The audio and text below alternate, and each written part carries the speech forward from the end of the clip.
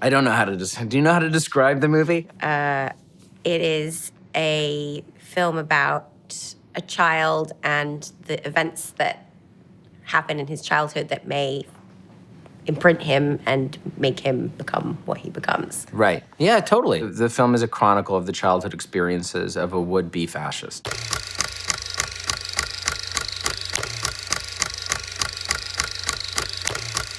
Hey, I'm Kim, and welcome to this episode of Vice Talks Film. Today, I'm joined by director Brady Corbet, who won Best Debut Feature and Best Director at the Venice Film Festival last year for his movie, The Childhood of a Leader. Why don't you lead us in a prayer, my love? No.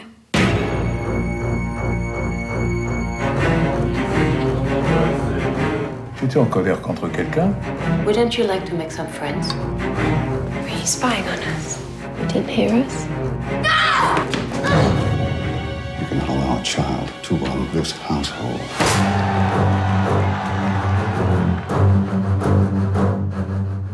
It's called The Childhood of a Leader as opposed to The Childhood of a Dictator. Simply because I think that there's something inherently disturbing about anybody who thinks that they should be like president of the United States. like fascist or not fascist, I think there's something very, very strange about feeling like in your bones that you know what's best for everybody. I mean, 100%. I think it's totally crazy. Now, you said that it was 11 or so years ago that you first started writing this script. I started to write a script when I was 17.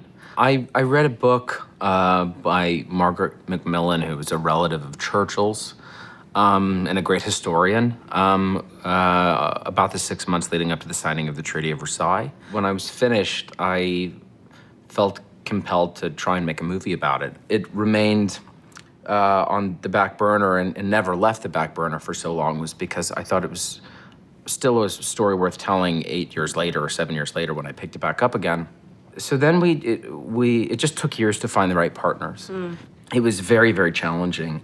It was a strange proposal and not necessarily a very enticing one because its commercial prospects were limited. Right. They were like, you're a young American director making a European movie with European content. And you wanted to film it in Europe. Yeah, we needed to film it in Europe since it takes place during the Paris Peace Conference, which would require some money. I mean, even though the movie was only made for less than $5 million, but it was enough money that it was a gamble for anybody to take on. How would you go into these meetings? Like, what was your elevator pitch? Oh, it's like The Shining meets The Omen meets like like the most like reductive and silly way that you could try to describe it was the best way.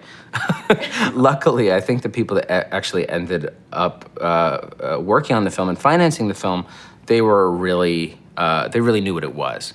In terms of casting Prescott, what were the kind of hallmarks that you wanted to find in a kid for this character? It was really, really tricky. We needed a 9-year-old boy that was bilingual that looked like a little girl. Yeah. So that was, I mean, it was pretty amazing when we found him. Je suis française et tu es? Mother says we're citizens of the world. He was spotted on playing soccer at London Fields, and he had this beautiful speaking voice, and like he was so striking and iconic looking. Like that was really his real haircut. Like we didn't style him that way. Oh, amazing. Great parents. Yeah, they're like his parents are super, super cool. And I always thought that I was gonna like find this amazing kid, and then he would have like I would be like cursed, and he'd have like terrible parents. Yeah. And then it was the opposite. He had like the most like loving, warm, thoughtful, brilliant parents, and they were really great. And you know, the movie just wouldn't have been the same without them. And coming from a background where you started acting as a kid, what did you learn from back then that you then used? I tried to talk to him like an equal. Mm-hmm. When I was a kid, I just hated being condescended or patronized. You know, I mean, it was just like I was doing the same job that everyone else was doing. And I didn't mind being treated like a kid, and I definitely, you know, Tom is a 9-year-old boy, so I treat him like a 9-year-old boy. Yeah. But he's a very, very clever and special 9-year-old boy. We didn't trick a performance out of him. He didn't need to be tricked, and most kids don't. We told him what it was about. We even explained to him.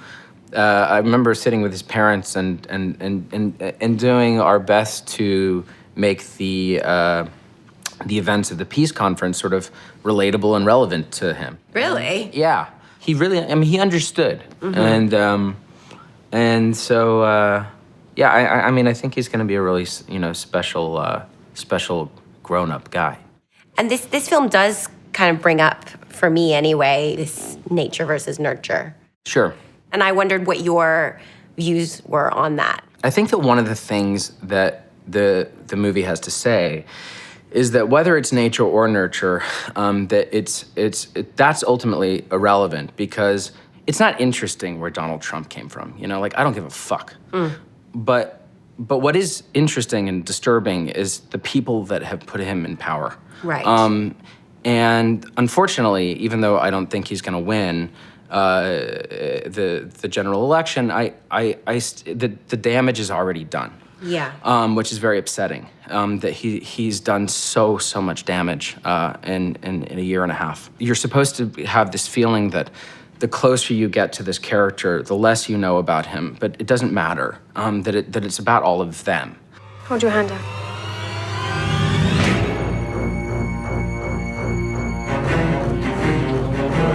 Je sais ce qui est bon pour mon fils. Another one of the things that you were very fixed on was having Scott Walker do the score. Yeah. To me, when I think of Scott Walker, I imagine his sort of 60s, 70s, like crooner time, Right, you right. know, where the orchestration is very lush but like comforting. Yeah. And so it was pretty alarming to watch the movie and then have this like very aggressive string section just come and fuck with me. Yeah, I was yeah. like, I couldn't believe that Scott Walker produced that or Yeah. did that. For me, he was really one of my heroes.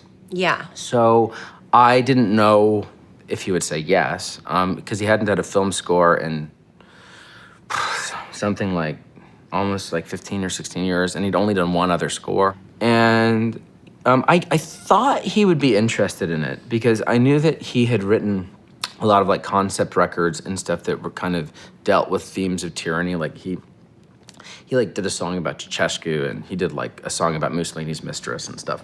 Yeah. So I had a feeling that he would understand the material.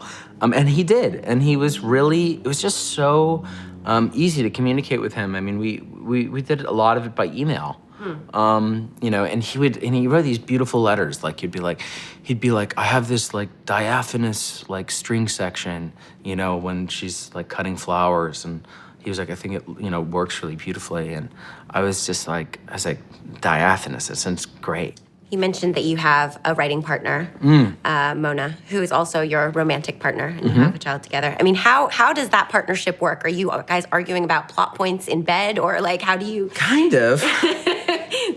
How's the separation working for you, and then having a new kid? Yeah. I mean, you know, like we love working together, and we actually, you know, we worked together for many years before we were a couple, so we're always involved with each other's projects. We had an amazing time together. We had a child in the middle of it, which was absolutely amazing, but it was also very stressful because we were like, how are we going to be able to, you know, support our baby? Yeah. And we were so broke.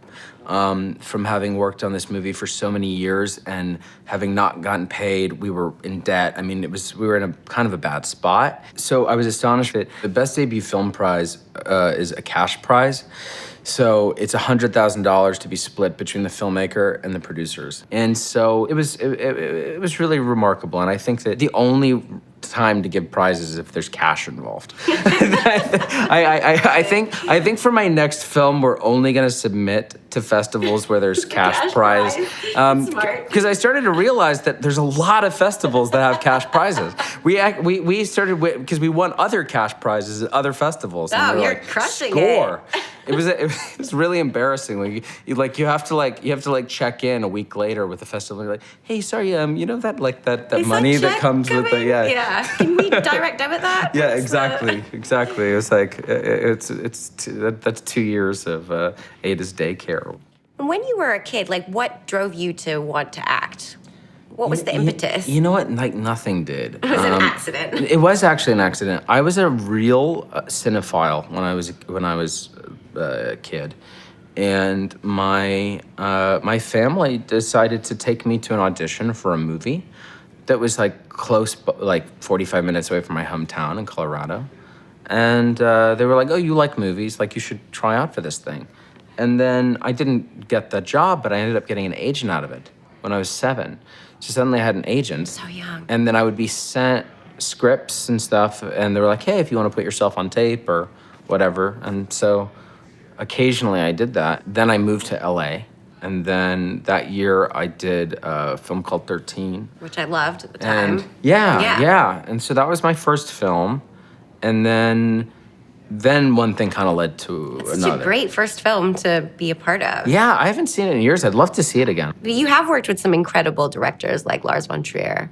Did you learn anything from working with these directors that you then transposed? I suppose just like to be kind of, like brave. Like, like the one thing, like Michael Haneke or Lars von Trier or Olivier Assayas or any of the people that I've worked with over the years or been fortunate enough to work with, they're just like, they have one thing in common, which is that, and they're very, very different styles, very different approaches, but they're all really brave. It's amazing that there's more than one great film every year because all of the variables are against you. You have no money, you've got no time, and you have 100 strangers that do not know each other, trying to make something for someone that they do not know. To make a film is an inherently humanist experience because it's such a collaborative one. And so they are these kind of amazing, human miracles. And so, I do think it's weird when I think about a bunch of adults getting together to make a piece of shit because it's so hard to make that piece of shit. It's like every time I see like a sequel to it's like this summer, like Piece of Shit 4 is coming out. Yeah. Like this is just insane. Yeah. But those are miracles too. They sure are. Maybe especially. What would you say to Robert Pattinson fans who come to watch your film? Have a nice time. And also, I think that his fan base is probably like anybody who's watching the movies that he's making now. I mean, he's working with some of the best filmmakers in the world, so I think that they're pretty well trained. I mean, if they can deal with like Cosmopolis, I think they're going to be just fine with this Childhood film. of a Leader. Okay. Yeah. All right. Great. Well, thank you so much for joining me. Yeah, of course. Thank you.